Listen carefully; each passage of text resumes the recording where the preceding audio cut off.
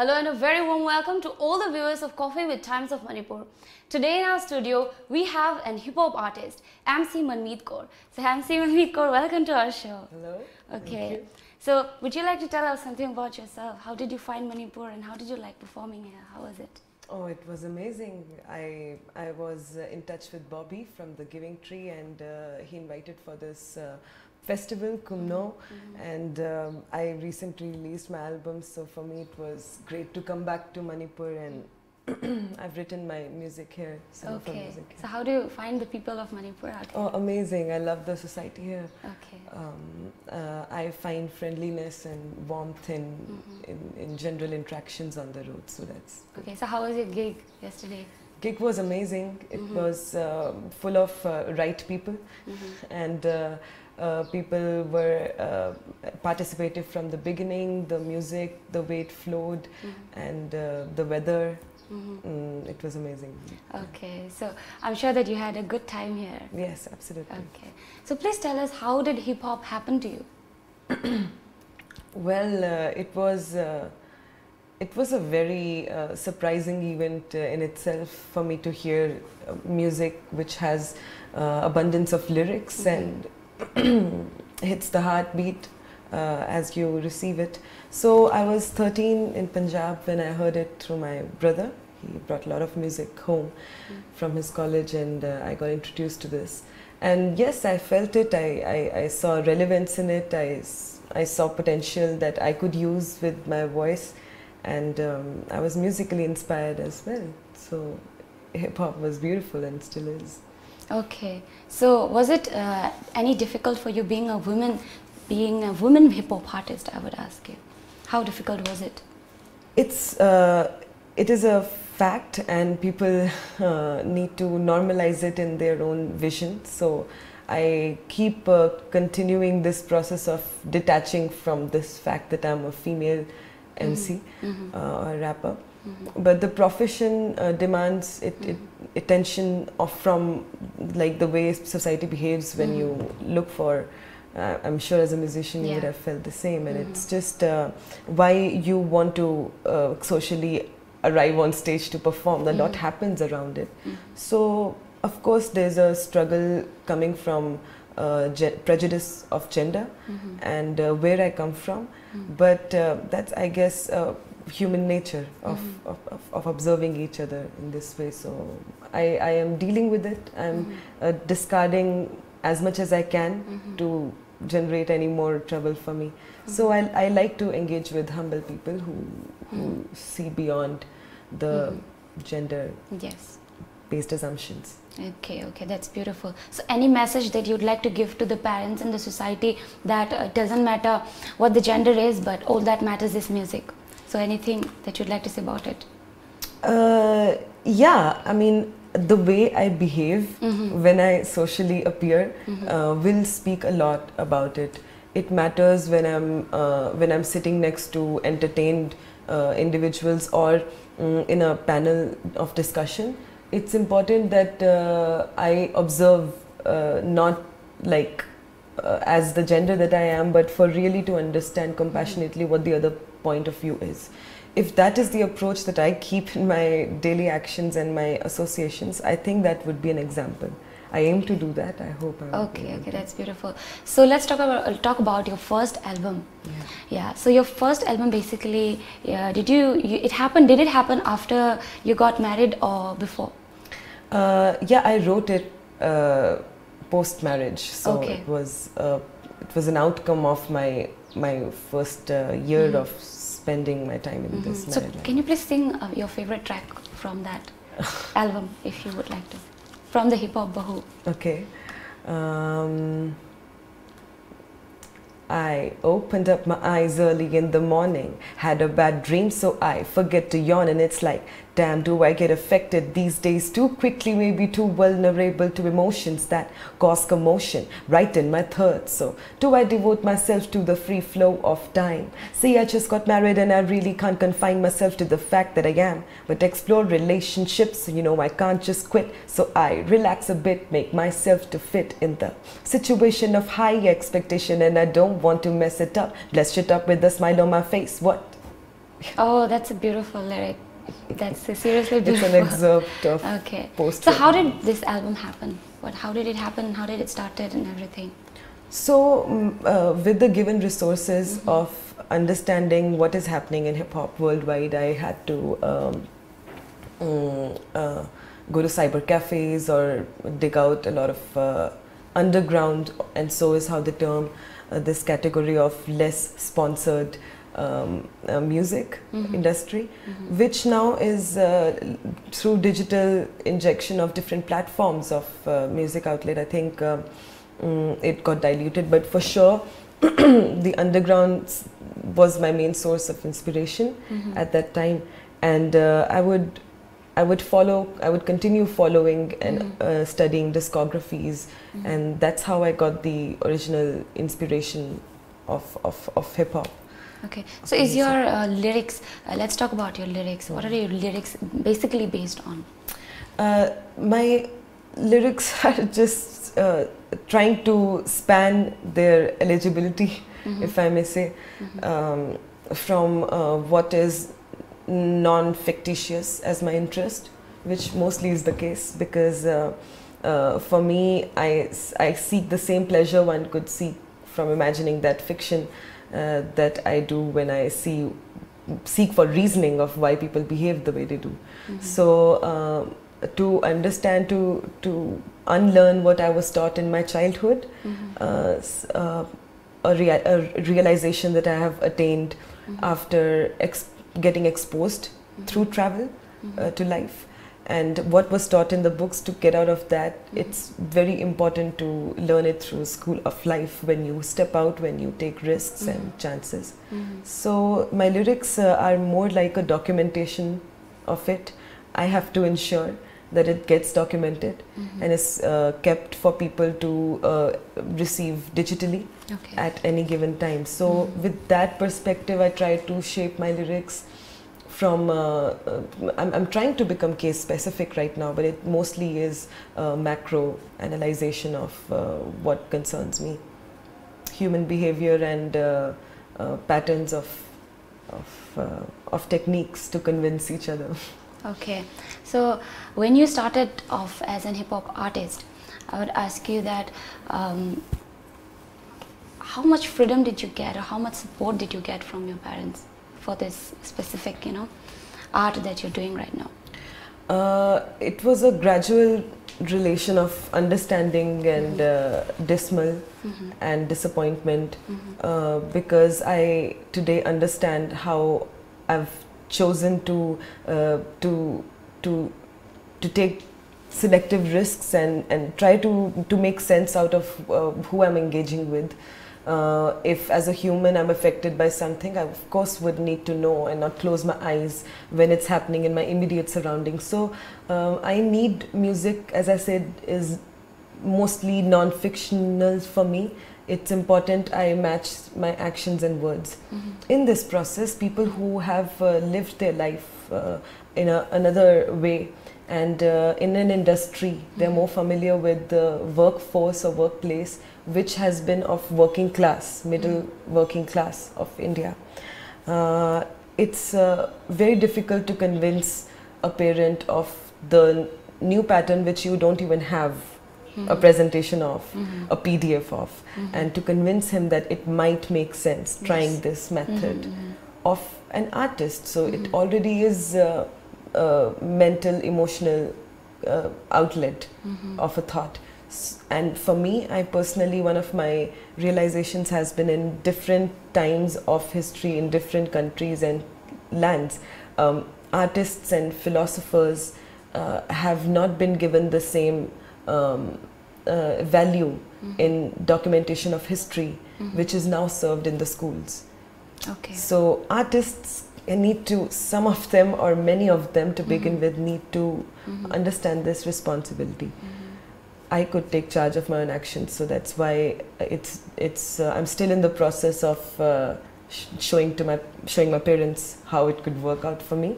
But I'm not successful yet in my even first layer of satisfaction, so it will take time. Yeah, hopefully you're doing very good and you've performed very well and everybody in Manipur appreciates you and you're touring. So let's talk about your tour. Yes. Yeah, let's talk about your tour. Where are you going to tour, and then how is it going to be? I don't have a manager ever since I've been performing, and this tour I'm collaborating with Gauri Jayakumar, who as her act Palpi Shilpi has released her album recently. I have released my album. Both of us are using a similar platform of poetry to showcase our state of music, and it together is working so far. So we are here in Imphal to perform at Kumno. Last night was amazing, and now we'll be northeast. I'll go to Guwahati up next, performing at cafe there, then Shillong, and then in Kolkata. And this is like northeastern reconnection for me. I find home here, so I'm very happy. You're doing very good, and your parents will be very proud of it, I'm sure. And okay, so let's talk about your second album. We want to know about your second album. Well, this album is called Neophilia, which is very close to Kumno, as No and Neo, it's new. So it's like it's an addressal, it's an ode, it's respect to human beings and their nature of exploration, and what anxiety it brings and what fears it covers, and how we feel successful, and mostly to document it through my eye, because it's a reverse effect of me trying to reform my image right now. More they want to make me a public figure, the more I realize that personally in my life I have similar urges, so I would like to detach from presenting more than be able to receive more. So this juggle, how it helped me travel Europe, and 2 years I visited Europe twice, and it was a great experience to perform, to find opportunities, to spend time on the streets and communicate with people, and be noticing like the things I noticed. This album is like a churn of all of that, and it came out 4 years after my first album, so it was a long time of not recording, but I performed a lot. I practiced freestyling on stage and learning how to interact with bands. That's different. This album was more my interaction with the beat maker who Fat Babs from Rennes city in France, who I really respect for his style, his belief of swing music, musical approach. And yeah, we interacted and we made this album with a lot of patience and finding resources that suit us, and I recorded it in Goa. And yes, it's out on Bandcamp for people to download for free or share some of their income. Okay. So wherever it is available, please let our viewers know where they can find your album. Yeah, absolutely. It's available on Bandcamp, it's available on SoundCloud, and not on the major musical platforms that you would usually expect it to be on, but that's for the obvious reason of digital streaming and how much money an artist actually receives. Okay, please tell us where people can find your albums and songs from.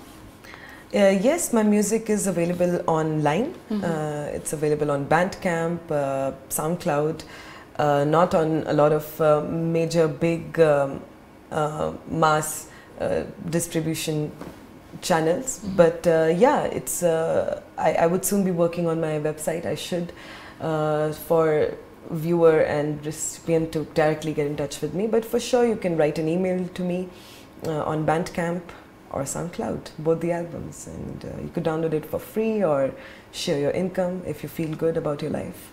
Okay, so please go check her songs out. It's really good.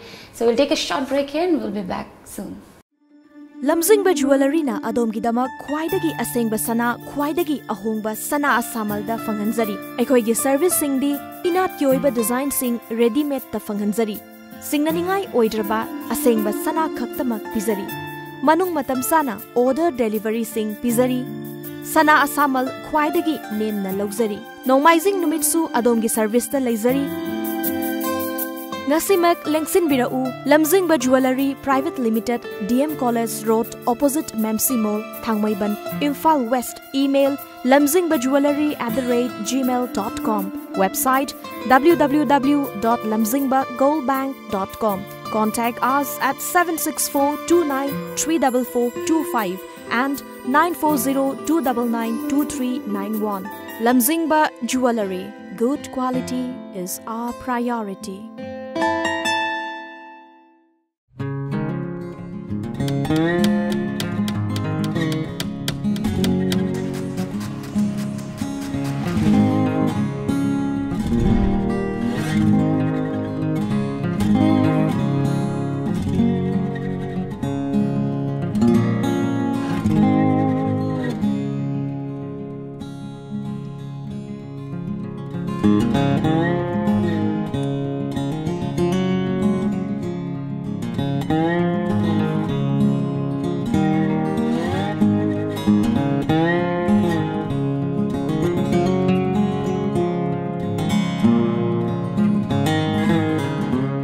Advanced booking for events, conferences and party, 50+ covers.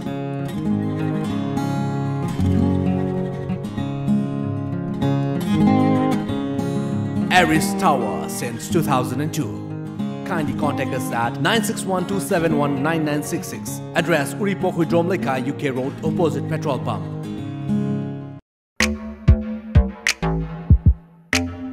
Hello, good morning sir. Welcome to Lamjingba Motors. How may I help you? lamjingba motor na miyam da kana ba piri basing se kari kari no Khudong chava kaya ma pizari. Aikhoina phanganjari ba products sing di trucks, tippers, haulage, bus, amasung chainset ne. Documents ichang changdana adomi sale amadi matam manghandana loan gi khudong chava pizari. HDFC Bank, Lamjingba Finance amadi Shriram Finance kasu khutsamna na junction minari. Matik charba khutsu khulai amadi crane yauraba. Aikhoigi sport servicing van adomgi damakta matam pungbada leijari. Bus sing yonbada natana school, college, universities, office ki dama contract basis ta lobi bagi khudong chaba su thamjari. Amadi genuine lay parts sing su phangdigani. Adomgi mai pakpana aikhoigi su mai pakpana.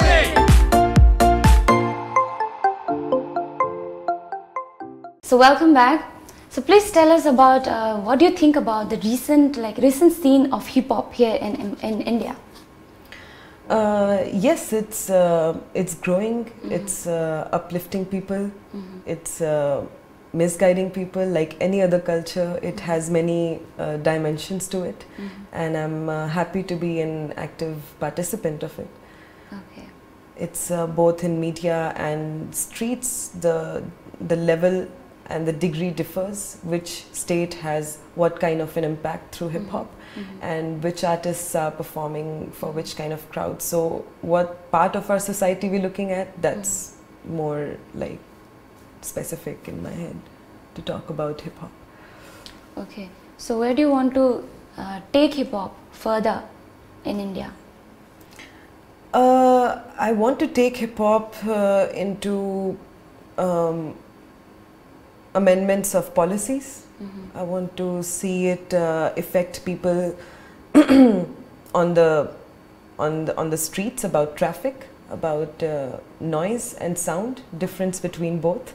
I hope to be able to deliver messages clearer in order to not only qualify more in music and technical ego establishment, but also to be valuable in informing people because of today's media, which challenges us. Because mostly I feel what's happening is artists, if they only entertain and that reaches the mainstream, which is the mass, and the media portrays that without any filter of quality, of what words people need to hear, because it's not just music, it's language, it's delivery of some information. What is that information if the criterion of checking that is not maintained by the media? as it should be, the mainstream media. It's a duty of artists to present themselves and be the journalists and researchers. So yeah, I don't have... So please give a message to all the media people. The message, of course, would be for you to listen to my songs, because I have explained my message to them there. And to be open when you interact with artists and show them, and to have... There are a lot of people in India, you know, we have huge population and a lot of unemployed workers and underpaid intelligent individuals of great mental skills. So allow philosophers and researchers and musicians and speakers and rappers, hip-hop artists to meet. You know, they are not only limited ideas like reality shows or heavy panel discussions to increase TRP. Like, I'm talking general terms, you know, what I've observed. And that I wish to change, like to present better sitcoms and ideas, programs with artists and journalists. Okay. So, give us your views about the music industry in India. Music industry in India, yeah, I see a lot of green, I see a lot of grey. I choose to be walking on the line of green and grey, and I keep falling on this greener side of it, which is more creative side of it, not so presentational side of it. But industry is disappointing me today, highly. It's becoming difficult for me to see the bridge between my audience, and my audience is just audience, and their audience is the sheep, the herd, which follows wherever the echo is coming from. And they add too much of echo in their voice, and they blow the trumpet way too loud. So it clashes, sound clashes with my performance, be it recorded, be it live. And I don't generate physical copies of my music, because I respect digital technology in its innocent sense, and I want to use it to share my music now. That's why it becomes difficult to interact with this industry, because its patterns are now fixed and mostly owned by the middlemen and the investors, the potential investors who need to connect with artists like us, because there are a lot of good humans who are rich on this planet with the right reasons, and the universe provided them with those resources, and rich doesn't necessarily mean money. So the industry is contaminating that league of investors, so to say, and the good investors are losing faith in the top runners, and yet not able to make effort into meeting the right people. But on the greener side, as I said, where I fall, there are a lot of activists who are using music for the right purpose. They are tribals making music in different states of India and making the exact composition that they could do in that moment. So they're giving their best. Who needs to meet who is what industry is not focusing on. The patterns are well adjusted with, and people have found their pride and money in that. So that's difficult for the new thinkers. Okay. New thinkers, not newcomers, because I've been performing since a long time, but not the right way. Okay. So you being a woman, what do you think about femininity and women empowerment? It's need of the hour. It's a practice that I don't emphasize on. I need to, because the thing is that if we romanticize an idea for too long on either of the sides, it's heavy, it's radical. And a radical cannot be justified with a radical. It's still just power play.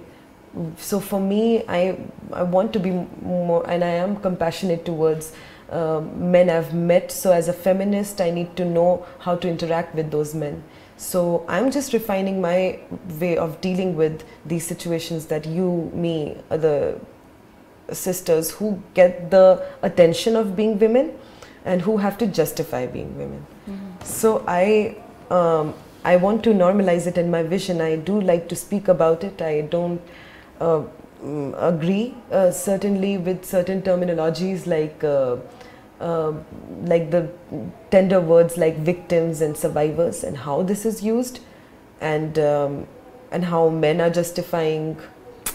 We are aware, we know this has been discussed for way too long. Now thing is how to discuss it in a better way. This is my focus of today, and I like to explore which men and women are speaking well and finding those better ways to reach out to the people. And that's where the media and the sponsorship and the advertisements come into picture. Okay. Their competitiveness is again a hurdle. So for me, I think it's more important that what I do is good and then what I speak about is the flaws. So I'm probably focusing more on that right now. But this is a bridge we need to fill, and feminists and chauvinists both need to understand their responsibility of being on this planet. Okay, so finally we'd like you to give any message that you would like to give. Any message to the society, to the musicians. To the society, if you're looking at me right now for the first time, then I look forward to the day we meet and how we do. If we do not meet, then I hope I make an effect that could ease our life and not just mine or yours. And message to musicians is you are providers and not consumers. Let's keep a check on what we consume and what we share with them. And the more masks of cleanliness we put on ourselves, the better it is for the dirt inside. So please ensure what you clean yourself with is not synthetic. And I will also say the same to myself. Okay, that was a beautiful message. And finally, we'll end today's conversation with a beautiful song from MC Manmeet Kaur. Okay, that's a surprise. Okay. So, it's an honor to be in a city where I have to be. When I dishonored my home, I know I found it on the streets. If I could release a song about my original reality, would you increase my salary or would you put me on a TV? Oh, that was beautiful. So, lastly, we have a hamper from lamjingbatomtv.com. Thank This you. is for you. Appreciate. Okay. Thank you, Tom TV. Okay, my pleasure. And we are glad to have you in our show today. Likewise. Okay. I hope you have a great time. Yes. So this was MC Manmeet Kaur, guys. So stay tuned and watch for the next episode. Till then, goodbye.